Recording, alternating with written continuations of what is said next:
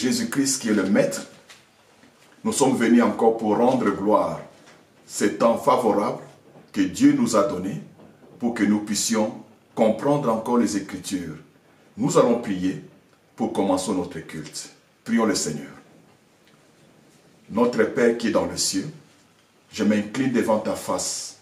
Toi le Dieu qui a dit, ce n'est plus à Jérusalem que les hommes m'adoreront, partout où ils se trouvent. Merci Seigneur d'être avec nous ce matin en ces lieux. Nous t'offrons encore Seigneur cette occasion de communiquer ta pensée. Jésus notre Seigneur, toi le Dieu de la diversité, nous voulons rendre compte à toi combien Seigneur tu utilises de plusieurs manières en vue d'atteindre Seigneur l'objectif. Nous voici Seigneur, transforme-nous, utilise ces moyens matériels, humains que nous présentons devant toi, afin que ça véhicule ta gloire. Saint-Esprit, merci de prendre le contrôle et de diriger cette affaire pour ta seule gloire, au nom de Jésus-Christ. Amen. Je suis vraiment dans la joie de bénir l'Éternel encore ce matin, car il nous a donné le privilège d'être vivants, de venir encore devant vous pour parler de la part de notre Seigneur Jésus-Christ. Nous continuons notre thème que nous avons commencé depuis cette année, un nouveau départ pour une vie meilleure.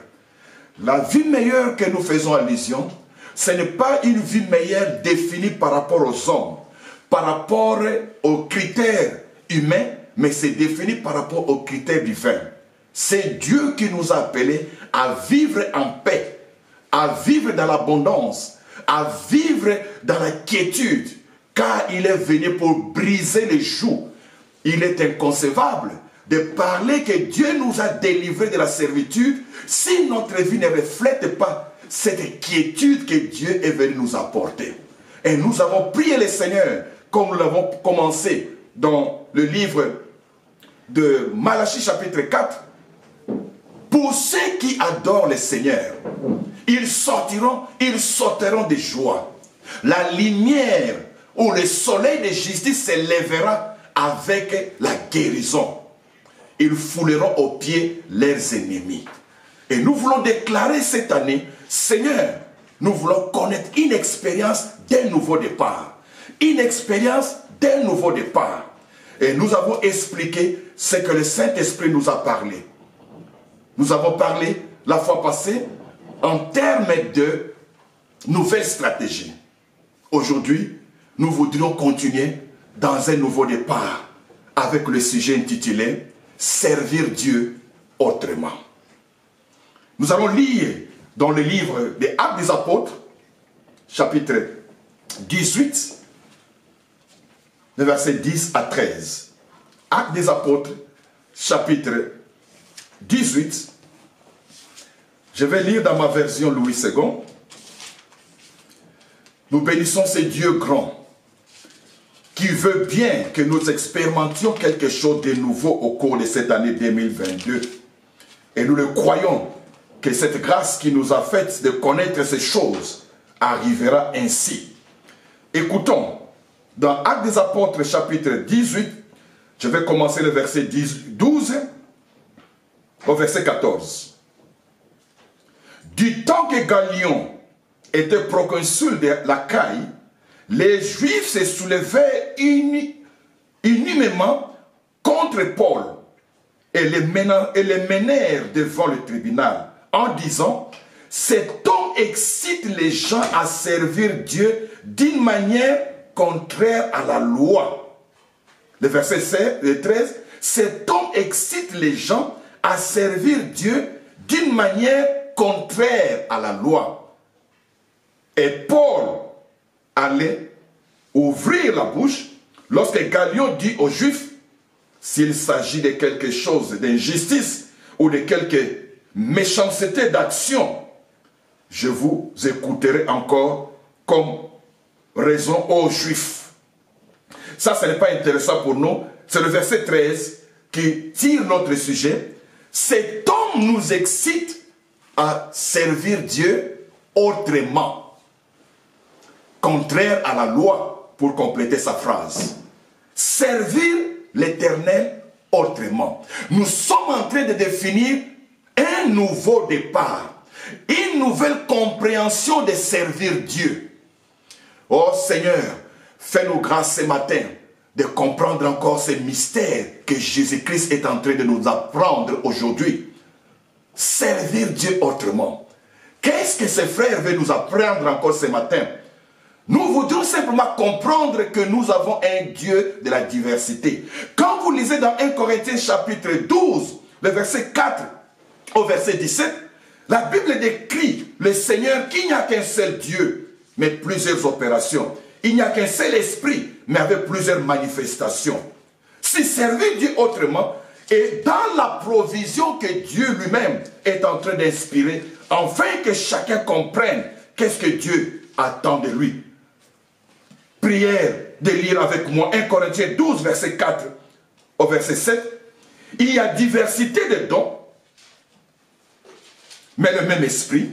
Diversité de ministères, mais le même Seigneur.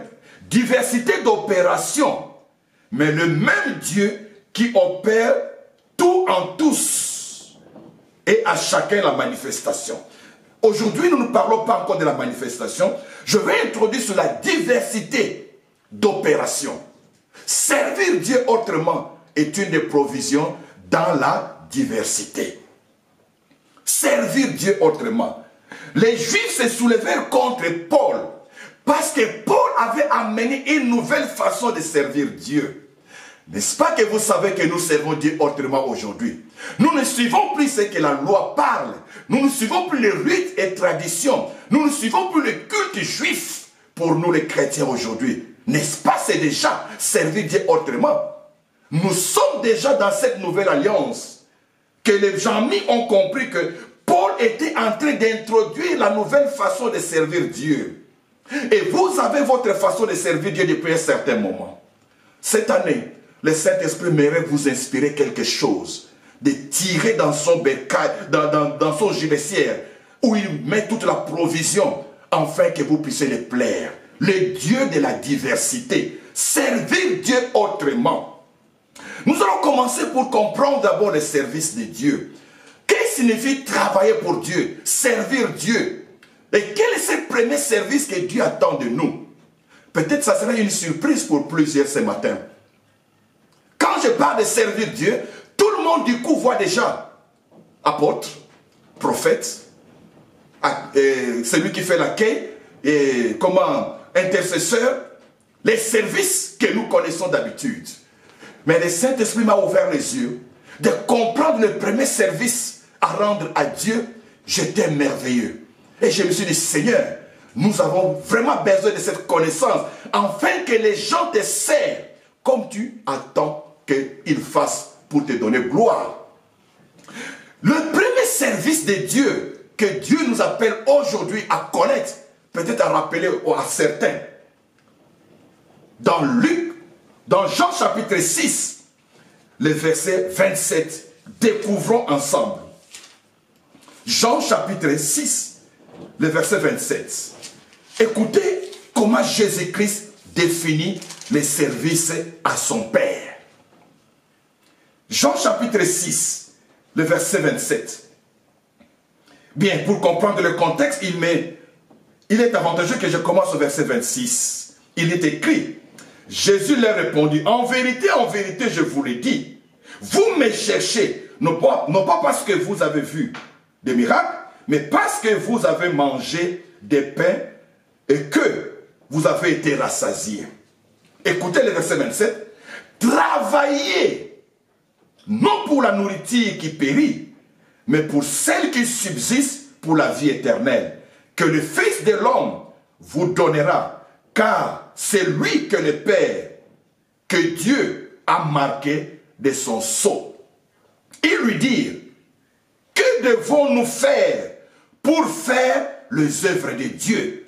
Le verset où il dit, que devons-nous faire pour travailler pour Dieu?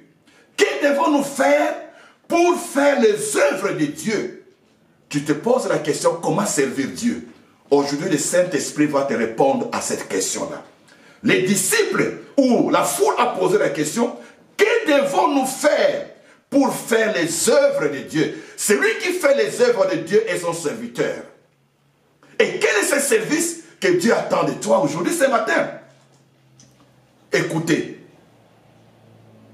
Jésus leur répondit au verset 29.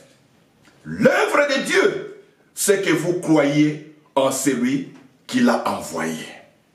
Voilà le premier service, le premier travail que nous devons rendre à Dieu, c'est de croire.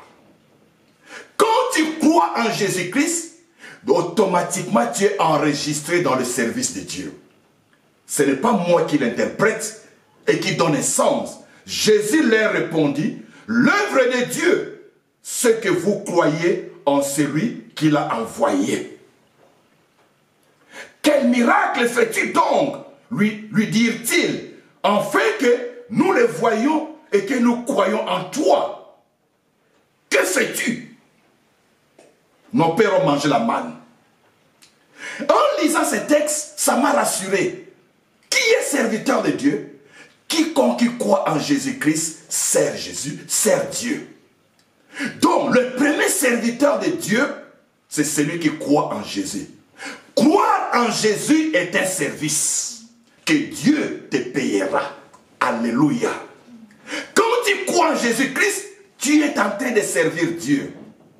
Croire à ce que Jésus-Christ a dit, tu continues à servir Dieu. Obéir à ce que Jésus-Christ a dit, tu continues à servir Dieu. Donc le premier service, c'est de croire. Seigneur, merci d'avoir ouvert mon cœur de croire en Jésus-Christ. Le verset 30, il lui posait la question, quel type de miracle que tu fais pour que nous puissions croire en toi? Plusieurs aujourd'hui ne sont pas engagés à servir Dieu parce qu'ils attendent d'abord un miracle, une sagesse, une connaissance avant de commencer le travail de Dieu. Ce n'est même pas la théologie qui nous rend serviteurs de Dieu. En rapport avec ce texte, celui qui croit en Jésus-Christ, voici le serviteur.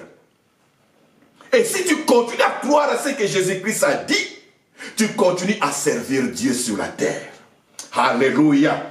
Et au verset 40, la Bible dit, la volonté de mon Père, c'est que quiconque voit le Fils et croit en lui ait la vie éternelle. Et je le ressusciterai au dernier jour. Quelle est la volonté de Dieu dans le service? Servir Dieu autrement, d'abord croire en Jésus-Christ et soigner votre foi, de manière que vous ne perdiez pas cette foi. Car la Bible dit, au dernier jour, trouvera-t-il la foi sur la terre? Trouvera-t-il encore des serviteurs de Dieu? Qui est serviteur de Dieu? Celui qui croit en Jésus-Christ. Oh, cette vérité m'a édifié. Des fois, je cherche quoi faire pour Dieu. Mais le Saint-Esprit me dit, quand tu crois et tu continues à croire jusqu'à ce que Christ revienne, Dieu te récompensera. Pendant le moment difficile de ta vie, des événements difficiles qui t'arrivent, que tu peux même abandonner la foi. Mais si tu continues à croire, tu continues à servir Dieu et le Seigneur est content de toi. Alléluia. Vous savez que Job a servi Dieu sans qu'il le sache devant le diable. Quand Dieu a réuni son peuple et que le diable s'est présenté, et Dieu s'est vanté de Job. As-tu vu mon serviteur? Mon serviteur. Satan dit, oui, il est fidèle à toi parce que tu l'as béni. Touche son cœur, tu verras comment il va te nier. Et Dieu dit, va, je t'autorise. Ce qui m'arrive, Dieu l'autorise pour sa propre gloire. Alléluia. C'est pourquoi la Bible dit, rends grâce à Dieu à tout ce qui t'arrive, car ainsi a été la volonté de Dieu. Même si tu ne comprends pas pourquoi. Pourquoi je dis que Job a commencé à servir Dieu sans le savoir? Le diable a commencé à l'attaquer par la mort des enfants, par la destruction de ses biens. Et jusqu'à même à son divorce que la femme a quitté et est partie, il est resté seul. À la fin de compte, quoi qu'en soit les temps de haut et les bas, dans ses discussions avec ses amis, il a gardé la foi. Et le diable s'est rendu compte que Job ne priait pas simplement parce qu'il avait la richesse, il avait les enfants. Il avait cru en Dieu. Voilà le service. Abraham, serviteur de Dieu, la Bible dit ceci. Abraham crut et Dieu lui considéra comme justice. Nous parlons aujourd'hui d'Abraham comme serviteur de Dieu. Qu'est-ce qu'Abraham avait fait? Au départ, quand tu ne connaissais pas, Abraham aussi venait des familles qui adoraient les diables, les idoles de leur époque. Mais quand Dieu lui dit, quitte ta nation pour la terre que je vais te montrer, il ne connaissait rien. Abraham se leva et obéit à cette voix-là. Et la Bible dit, parce qu'il a cru, Dieu considéra sa foi comme justice, celui qui n'a jamais commis quelque chose de mal. Alléluia. On ne sert qu'à celui qu'on connaît comme son maître. Jésus-Christ, en acceptant dans notre cœur, Dieu nous prend dans la liste de ses serviteurs. Parlons maintenant du deuxième service. Je vais énumérer quelques traces avant de montrer qu'est-ce que le Seigneur nous demande de servir autrement. Servir autrement aujourd'hui m'amène à prendre soin de ma foi. Toutes les fois que tu lis la Bible, tu pries, tu sers Dieu. Ça ne sert à rien d'aller servir à l'église si d'abord ta propre foi n'est pas en communion avec Dieu. Je ne dis pas qu'il ne faut pas servir à l'église. Vous verrez tout à l'heure mon interrogatoire ou bien mon discours. Le deuxième service que Dieu attend de nous, que nous disons aujourd'hui, servir Dieu autrement, prendre soin d'abord de ta foi et de croire en Jésus-Christ. Le deuxième service, c'est travailler pour la croissance de l'unité de foi, de la connaissance, en vue que tous atteignent l'image de Christ, devenir comme Christ. Quel est le deuxième travail que Dieu attend de moi? Que moi-même, que je travaille pour que je devienne à l'image de Christ. Que moi-même, je participe pour la foi des autres. C'est là où nous venons maintenant dans le service traditionnel que nous connaissons d'habitude. Dans Ephésiens chapitre 4, le verset 11 à 15, où la Bible définit maintenant les types de fonctions que vous pouvez jouer dans le service. Vous êtes employé, vous êtes employé, oui, vous servez quelque part, mais vous pouvez assumer plusieurs fonctions, plusieurs tâches. Il y a une tâche d'évangéliste, une tâche de pasteur, une tâche d'apôtre, une tâche de prophète, ainsi de suite, comme la Bible décrit. Je crois que vous connaissez ces versets, mais permettez-moi quand même de le rappeler. Ephésiens chapitre 4, le verset 11. Il a donné aux uns comme apôtres, aux autres comme prophètes, aux autres comme évangélistes, aux autres comme pasteurs et docteurs, pour le perfectionnement des saints, en vue de l'œuvre du ministère et l'édification du corps de Christ, jusqu'à ce que nous soyons tous parvenus à la connaissance du Fils de Dieu. La Bible parle, cette connaissance ou les attributions, les fonctions que nous avons, comme pasteur, comme diacre, pour quel objectif? Si je regarde ma Bible ici, on nous dit, pour le perfectionnement des saints en vue de l'œuvre du ministère et de l'édification du corps de Christ, jusqu'à ce que nous soyons tous parvenus à l'unité de foi, à la connaissance du Fils de Dieu, à l'état d'homme fait, à la mesure de la stature parfaite de Christ. Quel est le deuxième service que Dieu attend de nous? Participer à la croissance de l'Église pour devenir comme Christ. Comme nous devons participer à la croissance de l'Église pour devenir à l'image de Christ, c'est là où maintenant les fonctions se dégagent. La fonction de pasteur, la fonction de l'évangéliste, la fonction du prophète, la fonction de l'édificateur, parce que la Bible décrit par rapport à Romains 12 qu'il y a des uns qui sont qualifiés pour l'exhortation, l'encouragement, pour maintenir la foi. Il y a des autres qui sont encouragés pour la direction, comment encadrer les autres, à les aider à grandir dans la foi. Ça, c'est le deuxième niveau du service, qui est en fait une fonction que vous faites pour bâtir la foi, qui est le premier service que vous avez rendu à Dieu. C'est ainsi que la Bible nous dit que chacun doit connaître sa portion, son appel, sa mission, en termes de quelle fonction il assume pour l'édification de l'Église, pour la croissance du corps de Christ, en commençant pour ma propre croissance. Quelle est votre croissance quand vous regardez l'année passée ou les années passées? Est-ce que votre foi évolue? Si votre foi n'a pas évolué, je ne pense pas que vous avez contribué mieux dans les fonctions que vous avez assumées à l'Église. Comment soigner votre propre foi? Servir autrement, je voudrais bien revenir à dire que chacun doit prendre soin d'abord de sa propre foi, qui est en fait la communion personnelle avec Dieu. Quand tu as une relation personnelle avec Dieu, tu as un programme personnel avec Dieu, dans la méditation, dans la prière, personnelle, je voudrais bien dire, et que votre foi se construit, vous servez Dieu et vous ne manquerez jamais votre récompense. Le service que Dieu attend de nous, c'est l'édification de la foi, la croissance spirituelle, dont les fonctions vont se répartir aux tâches que nous connaissons dans l'Église. La troisième fonction, non pas fonction, le troisième type de service que nous devons rendre à Dieu. Je vais te lire dans 1 Corinthiens chapitre 10, verset 31. Est-ce que ce frère nous apporte quelque chose de nouveau? Ce sont des choses que nous connaissons déjà et que nous appliquons déjà. En quoi maintenant ceci paraît-il être servi Dieu autrement? Écoutons d'abord le Seigneur. 1 Corinthiens chapitre 10, le verset 31, au verset 33.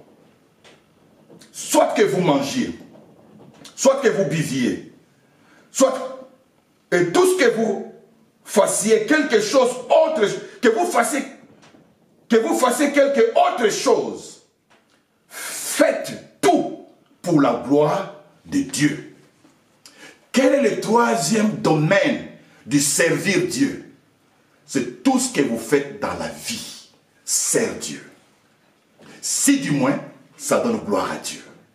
La définition de servir Dieu que nous avons toujours eue, croire avoir les fonctions à l'église, chantre, pasteur évangéliste, choriste, je ne sais encore qui, les fonctions de l'église, nous en avons reçu cette leçon, cet enseignement ainsi, et que les uns qui n'ont pas une fonction à l'église, c'est quoi être éliminé dans la chaîne des valeurs devant le Seigneur. Et l'Esprit m'a convaincu aujourd'hui ce matin de non. Si vous êtes à Christ, vous avez consacré votre vie à Christ, tout ce que vous faites sert Dieu. Si ça donne gloire à Dieu, c'est un service que vous l'avez rendu. Votre manger, votre boire, votre loisir doit servir Dieu. Qu'est-ce que cela veut dire? Je ne suis plus autorisé de faire ce qui ne donne pas gloire à Dieu. Quand je me prive de quelque chose à cause de Christ, j'ai servi Dieu. Alléluia. Quand je conserve mon honnêteté pour Christ, je sers Dieu. À l'école, quand je refuse de tricher, je suis en train de servir Dieu. Alléluia. Que le Seigneur soit béni. Si chacun doit comprendre cette vision de servir Dieu, le monde changera. Il n'attendra pas aller à l'église pour dire que je suis allé servir Dieu. Je sers Dieu dans tout ce que je fais. Servir Dieu autrement, c'est prendre soin de vous-même, de tout ce que vous faites, pour que ça donne gloire à Dieu. Comment ça va donner gloire à Dieu? Dieu ne sera pas glorifié quand tu manges ce que tu as volé. Dieu ne sera jamais glorifié quand tu ramènes des ressources de ce que tu as triché ou de ce que tu as menti. Dieu ne sera pas glorifié. Donc si tu crains le Seigneur, tu sers Dieu. Quiconque craint le Seigneur est en train de servir Dieu. Devant les opportunités que le monde offre, mais que vous n'y prenez pas part, vous êtes en train de servir le Seigneur. Et le Seigneur se glorifie de votre vie. Il tape même la poitrine devant les anges et les autres. As-tu vu ma fille? Elle a refusé cette offre-là. On l'a tendu la gloire. Elle a dit non. Parce qu'elle s'est dit, je sers mon Dieu. Alléluia. Que le Seigneur te bénisse toutes les fois que tu as gardé ta sincérité, ton honnêteté, ta pureté. Oh, le Seigneur est content parce que tu le sers. Et tu seras surpris de la récompense qu'il te donnera comme bénédiction. So, le troisième domaine de servir Dieu, tout ce que je fais dans ma vie doit servir Dieu. La deuxième partie de tout ce que je dois servir, dois donner gloire à Dieu. Écoutez maintenant verset 32. Ne soyez en scandale ni aux Grecs, ni aux Juifs, ni à l'église de Dieu. Servir Dieu dans tout ce que vous faites, c'est le service à Dieu. Je suis serviteur de Dieu, car je ne me suis pas comporté comme le monde. À cette occasion-là, Dieu se glorifie. D'ailleurs, j'ai appris, toutes les fois que vous surmontez une épreuve de foi, seul dans votre communion avec Dieu, Dieu se glorifie et il y a une bénédiction qui descend sur vous. Une grâce particulière que le Saint-Esprit dépose en vous. D'ailleurs, c'est ça qui définit la foi. C'est ça qui définit la croissance. L'homme grandit quand il surmonte les épreuves, les occasions que le diable se présente devant lui. Et quand il ne répond pas, c'est alors la foi augmente. La foi augmente. C'est comme quelqu'un qui a réussi un examen et la cote augmente. Le deuxième aspect de servir Dieu, de ne pas être en scandale contre les Grecs, les Juifs et l'Église. 3 secteurs que nous devons veiller dans notre service. Ne pas être une pierre d'achoppement, ni pour les Juifs, ni pour les Grecs, que nous considérons les païens, ni pour l'Église, la maison de Dieu. 3 secteurs de service. Comment tu sers Israël? Frère, qu'est-ce que tu veux m'apprendre? Oui, servir Dieu autrement. Tu as un engagement à faire pour la nation d'Israël. La Bible dit, le retour de Jésus-Christ est fonction du retour à la foi du peuple juif. Et la Bible demande que l'Église prie pour les Juifs. Avez-vous déjà commencé à prier? Avez-vous ne fût qu'une fois déjà prié pour les Juifs? Ou le programme de l'Église pour les Juifs? Ça, c'est servir Dieu. Parce que la Bible dit, Christ ne reviendra pas tant qu'Israël n'est pas encore revenu dans la foi. D'ailleurs, Paul explique très bien dans Romains 11, vous comprendrez la doctrine de Paul pour expliquer que ne vous réjouissez pas parce que les Juifs ont perdu la foi. Ils ont perdu la foi pour que les païens, les Grecs, que nous sommes tous considérés peuple étranger, de revenir au Seigneur. Quand le peuple, les gentils, les païens vont croire en Jésus-Christ, les Juifs reviendront tous dans la foi. Et quand la majorité reviendra dans la foi, c'est alors Christ reviendra. Nous avons un devoir de prier pour les Juifs dans notre prière, dans notre ministère. Aujourd'hui, tu dois prendre cet engagement, que l'Église prenne cet engagement de prier pour la nation juive, car notre salut dépend d'eux. Tant qu'ils resteront encore dans l'incrédulité, ça retardera la mission de Christ.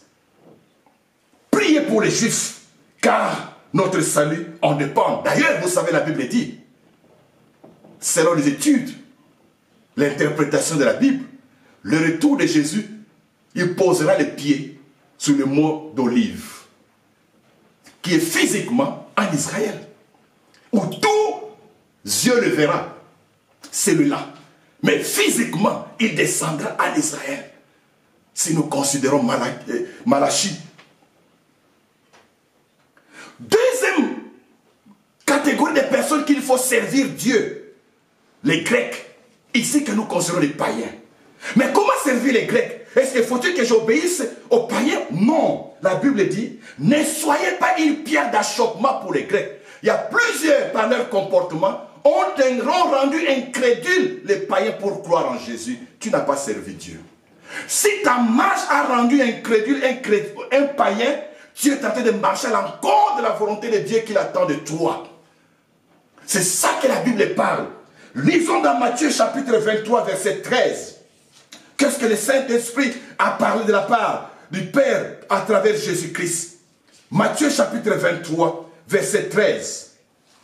Malheur à vous, scribes et pharisiens hypocrites, parce que vous fermez aux hommes le royaume des cieux, et vous n'y entrez pas vous-même non plus. Et vous ne laissez personne de ceux qui en veulent pour entrer. Comment tu sers Dieu face au monde? Comment tu sers Dieu face aux païens? ta vie ne doit être pas un obstacle pour eux d'entrer dans le royaume de Dieu. Est-ce qu'il y a une incrédulité qui est venue à cause de votre vie? Répands-toi, répands ton nom. Combien de fois tu as été une occasion de chute, de murmure, une occasion comment on dit encore, de critiques? Si ma vie affaiblit la foi de ceux qui ne sont pas en Christ, je ne sers pas Dieu. C'est pour dire, chaque chrétien doit contrôler sa vie, afin qu'il ne soit pas une pierre d'achoppement pour ceux qui veulent venir à Christ. C'est ça que la Bible dit. Malheur à vous, parce que vous fermez la porte à ceux qui veulent entrer dans le royaume des cieux.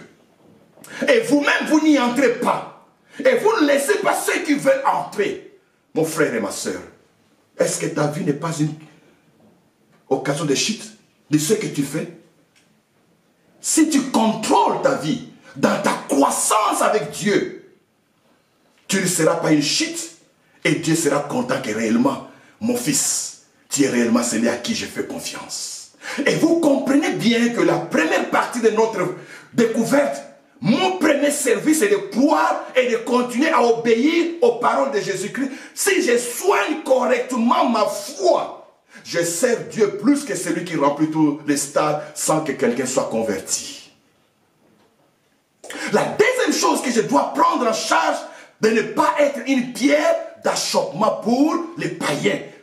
Quand je ne suis pas une pierre d'achoppement, ma vie doit les exciter de venir à Christ. Ma vie doit les encourager de venir à Christ. Ma vie doit être un témoignage vivant. C'est ça que nous disons. Un nouveau départ. Saint-Esprit, manifeste ta main puissante, afin que ma vie soit un témoignage vivant. Et que les païens n'aient aucune excuse à donner devant Dieu. Vous n'avez pas vu comment est-ce que Dieu agit avec ses frères-là. Vous étiez témoins, mais vous n'avez fait pas, vous avez fait fi, vous n'avez pas fait cas. Vous êtes exemptés de toute condamnation face aux païens. La qualité de notre vie et les services que Dieu veut que nous ayons, que nous fassions. Tout ce qui augmente la qualité de ta vie, c'est ce que Dieu attend de toi. Vous comprenez que maintenant, ce n'est pas forcément d'être égoïste pour toi-même. Non, je prends soin de ma foi pour que ma vie devienne un témoignage vivant. Et que ceux qui veulent entrer, en voyant ma vie, qu'ils soient frappés et que le Saint-Esprit les convainc. Gloire soit rendue à Dieu. Alléluia. Alléluia. Nous bénissons ce grand-père qui est capable de transformer nos vies. Le troisième domaine que nous devons servir le Seigneur et bien veiller sur ça, c'est l'Église. Car le texte a dit, ne soyez ni en scandale pour les Juifs, ni pour les Grecs, ni pour l'Église. Ne pas être un scandale pour l'Église, c'est tout à fait clair. Ma vie n'est pas un scandale dans l'Église. Les gens qui sont avec moi dans la foi sont contents de ma vie, sont contents de mon travail. Et ils sont édifiés. Ils continuent à servir le Seigneur. Ne pas être en scandale pour l'Église. Et comment je ne peux pas être en scandale pour l'Église? Mais servir le Seigneur. Faire les fonctions que Dieu vous a données dans le corps de Christ. Quelle est votre fonction? Pasteur? Votre fonction évêque? Votre fonction évangéliste? Votre fonction prophète? Votre fonction intercesseur? Votre fonction l'homme de la quai? Faites tout. Ce qui donne gloire à Dieu. Ce qui encourage les chrétiens d'avancer. Contribuer pour leur foi. En les éduquant, en priant pour eux, en les visitant. Quand vous faites ça, vous servez Dieu par rapport à l'Église. Donc nous devons servir Dieu par rapport à trois groupes. Un, par rapport aux Juifs, prière, intercession pour eux, parce que notre foi dépend d'eux. Les bénédictions leur appartiennent. Nous sommes entrés greffés dedans. Deuxièmement, priez pour que vous ne soyez pas une occasion de chute pour les païens, mais que votre vie soit un cas d'excitation pour que les autres viennent au Seigneur. Et troisièmement, servez Dieu par rapport à l'Église. Là, c'est le domaine traditionnel que nous connaissons. Je n'en ai pas beaucoup de temps à y développer. Vous connaissez comment on peut servir Dieu dans l'Église. Comment on peut servir Dieu dans l'Église. Et je me suis rendu compte, nous ne servions Dieu qu'une partie dans les trois domaines. Que dans l'église que l'ancienne connaissance. J'ai servi Dieu dans l'église. Mais je ne prenais pas des fois soin de ma propre foi pour que ça devienne un appât, une motivation pour les autres. Que je ne sois pas un scandale pour les païens. Ça, c'est servir Dieu, ce qu'il attend de nous. Et puis servir Dieu par rapport aux Juifs dans nos prières. Afin que le Seigneur les ramène tous à la foi. Oui, mais mon frère et ma soeur, servir Dieu autrement, ajouter ce que tu n'as jamais fait par rapport à ce que le Saint-Esprit te convainc aujourd'hui. Nous avons parlé que dans un nouveau départ pour cette année 2022, Dieu est en train de nous façonner et de manifester d'une manière exceptionnelle. Il a même dit dans Exode chapitre 6 verset 3, « Je m'étais fait connaître à vous sous le nom de Yahweh. Mais je ne me suis jamais fait connaître comme Adonai. » Quelle est la nouvelle découverte de la dimension de Dieu dans ta vie? Ça doit continuer à briller, à brûler dans ton cœur, à continuer à animer ta prière. Seigneur, je veux connaître ma nouvelle identité. Je veux connaître ta nouvelle dimension dans ma vie, Seigneur. Mais alors, nous avons dit, il y a des anomalies qui nous empêchent de vivre un nouveau départ. Parmi les anomalies, nous avons cité la loi disproportionnée de la sémence. Je fais un effort, mais je récolte peu. Et ceci m'empêche d'être un témoignage vivant. Je travaille beaucoup, mais je récolte peu. Et le Seigneur nous avait dit, identifie d'abord les anomalies. Si cette anomalie a été identifiée dans ta vie, aujourd'hui le Seigneur va te dire, en travaillant autrement, vous allez briser cette loi. La loi de la disproportionnalité dans la récolte.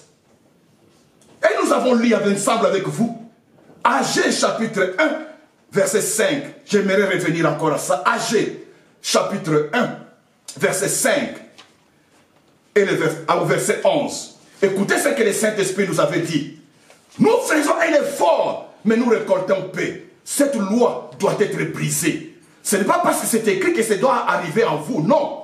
C'est écrit parce que Dieu est souverain. Il parle de tout. Mais ce n'est pas que ça soit sur votre vie. Agé 1, verset 5. Ainsi parle maintenant l'Éternel des armées.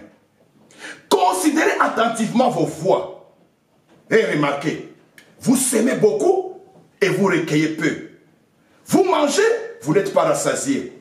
Vous buvez et vous n'êtes pas désaltéré. Ah, Jésus-Christ.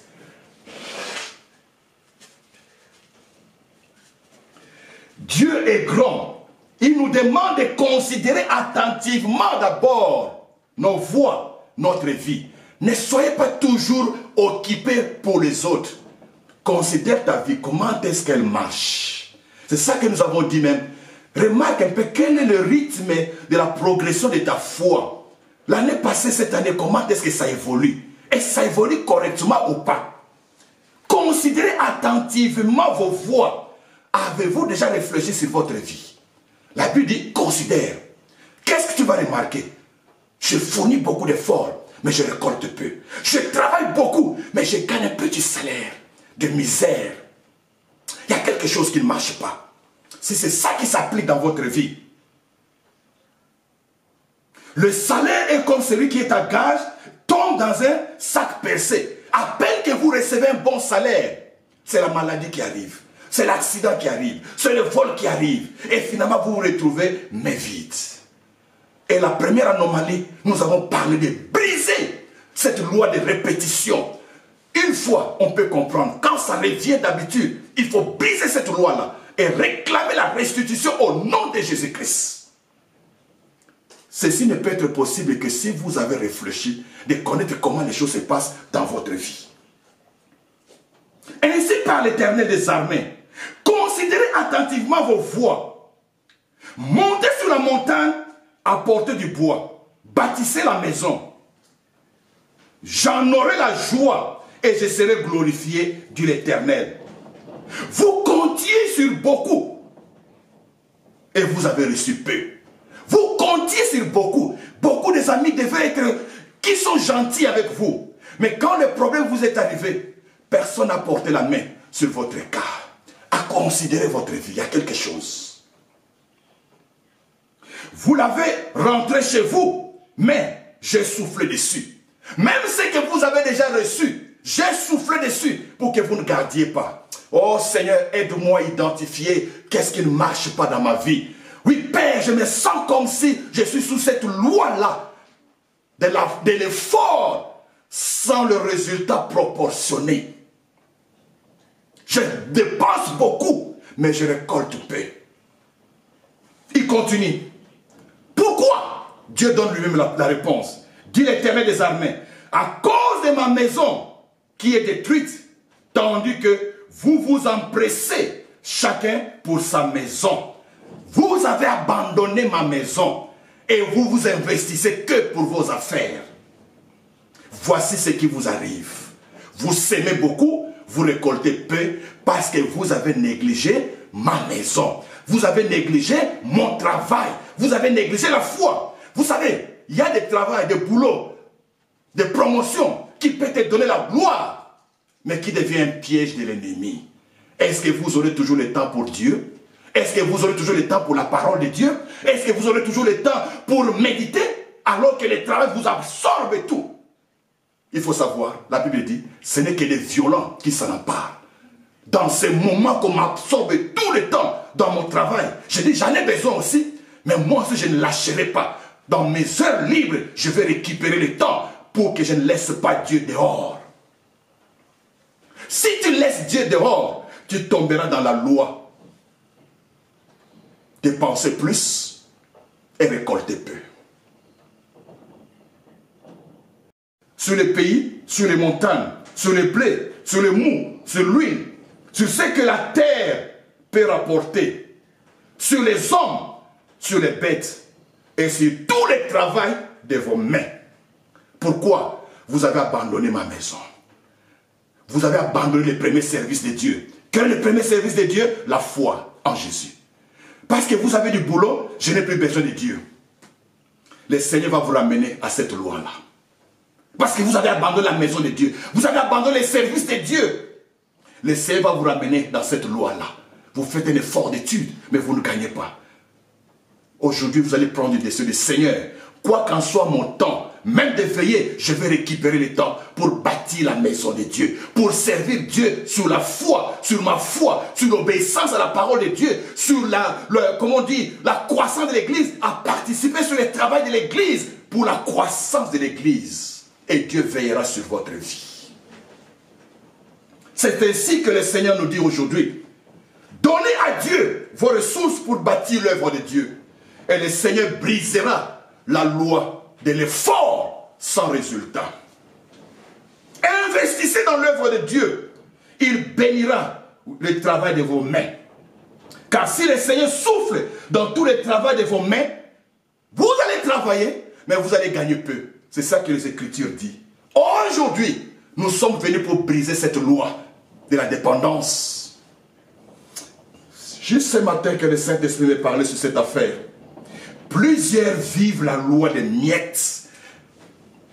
La loi des miettes. Est-ce que vous comprenez la loi des miettes? Un jour, Jésus-Christ vient, en passant par quelque part. Une dame lui dit, Seigneur, viens guérir ma fille qui est malade, au point de mourir. Et Jésus la regarde, elle était païenne, et dit, Dieu m'a envoyé au fils d'Abraham, le perdu d'Abraham. Seigneur, viens délivrer ma fille qui est malade. Et Jésus-Christ lâche un mot. La nourriture des enfants, on ne les donne pas aux chiens. C'est choquant. La nourriture des enfants, on ne les donne pas aux chiens. Alors la femme va émettre la nouvelle théorie. Seigneur, je sais, même les chiens mangent des miettes qui tombent de la table du roi. Et Jésus regarda cette femme et dit, tu as la foi. Qu'il te soit fait comme tu le veux. Mais elle a dégagé une théorie. Jésus dit, la nourriture des enfants, on ne les donne pas aux chiens. Est-ce que ta vie est-elle comparable à un chien? Un chien, dans notre jeunesse, on avait compris que quand on t'injurie comme l'esprit d'un chien, l'esprit d'impudicité, esprit de la violence. Et la nourriture des enfants ne sera pas pour celui qui est de la nature des chiens. Et le chef de paix qui mangeait de quoi? Des miettes, ce qui tombe de la table du roi. Aujourd'hui, je vais t'apporter une reconnaissance, un droit de dire, Seigneur, je suis fils. Je ne suis pas un chef pour vivre des miettes. Vous savez qu'est-ce que c'est le miettes? C'est ne dépendre que de ce que les uns ont laissé de leur budget pour venir entre vos mains. Vous n'avez pas un revenu. C'est quand cet oncle-là a tout fait pour lui-même, les quelques miettes qui est resté dans sa poche, c'est ça qu'on va vous donner. Moi, je ne suis pas l'homme des miettes. Mes amis, ce verset m'a aidé dans mon histoire. Quand j'ai lu ça pour la première fois, j'ai dit à Dieu, Seigneur, je ne suis pas l'homme des miettes pour ne dépendre que de l'est-over, de ce que les autres ont laissé de petites choses, pour que c'est ça qu'on va me mettre sur la main. Père, je suis le fils, j'ai droit à la nourriture sur la table. Alléluia. La nourriture sur la table, c'est ma part, non pas les miettes. La nourriture sur la table peut devenir votre propre salaire, peut devenir la richesse de vos revenus. Vous avez travaillé et vous avez gagné. Ça, c'est la nourriture sur la table. Les miettes, c'est ce qu'on peut vous donner par une tierce personne. Et j'ai compris que Dieu est fidèle. Dieu est fidèle. J'en avais vécu une fois dans ma vie des miettes. Je ne pouvais que m'attendre que de ce qu'on pouvait laisser entre mes mains. Après que tout le monde a déjà compris tous leurs programmes. Et s'il y a quelque chose, c'est alors qu'on peut penser à vous. Je pense aussi à beaucoup des orphelins qui vivent des miettes. Alors qu'on a tout dépensé, ce qui reste, c'est ce qu'on leur donne. Non, je te dis, même si tu es orphelin, tu peux réclamer ces droits. Dieu peut renverser cette loi-là et te rendre fils. Et te dire, Seigneur, je suis fils et j'attends la nourriture sur la table. Je ne dépends pas des miettes au nom de Jésus-Christ. Au nom de Jésus-Christ, le Seigneur te le rendra. Moi, je te le dis, le Seigneur te le rendra. Réclame aujourd'hui, je brise la loi des miettes, dépendre que des autres. Père, donne-moi la nourriture sur la table parce que je suis fils. À condition que tu n'as pas la vie de la nature d'un chien. L'immoralité, la violence n'est pas ta part. La vie du fils te sera donnée. C'est de cette manière que tu briseras la loi de faibles revenus, de faibles récoltes après un grand effort que vous avez fourni avec le Seigneur. Si vous voulez encore prendre une référence pour lire dans vos moments de prière, Matthieu 15, versets 26 à 27, retrace cette histoire que je viens de raconter de la femme qui a crié, Père, je sais que les chiens vivent de quoi? Des miettes. Mais toi tu vas dire, Seigneur, je ne suis pas un chien pour vivre des miettes de mes amis, pour vivre des miettes de mes collègues. Père, je suis un fils et j'attends le repas sur la table. Au nom de Jésus-Christ. La seule chose que Dieu va te dire, est-ce que tu me sers? Mais servir aujourd'hui, nous l'avons défini. Croire et continuer à croire à tout ce que Jésus-Christ a dit et fait. Tu sers Dieu. Le Seigneur te rendra ta part parce que tu es fils. Tu n'es pas un chien dans la maison. Oui, mon frère et ma soeur, nous voulons prier. Comme je le disais, ça ne servait à rien de parcourir la Bible. Mais si ce que nous parlons reste comme une lettre morte dans leur vie, nous voudrions que le Saint-Esprit nous saisisse et brise quelque chose qui nous a entraînés l'année passée ou les années passées. Cette année que nous avons déclaré un nouveau départ. Je vais reprendre un nouveau départ, un nouveau souffle, une nouvelle expérience. Oh Seigneur, je vais te découvrir d'une manière que je t'ai jamais fait, que je t'ai jamais connu. Père, manifeste-toi dans ma vie avec une nouvelle dimension. Aujourd'hui, les lois des miettes que tu vas briser. Est-ce que tu sais, même dans la pauvreté, Dieu peut te délivrer de la loi des miettes? Le salaire de tout le monde est faible.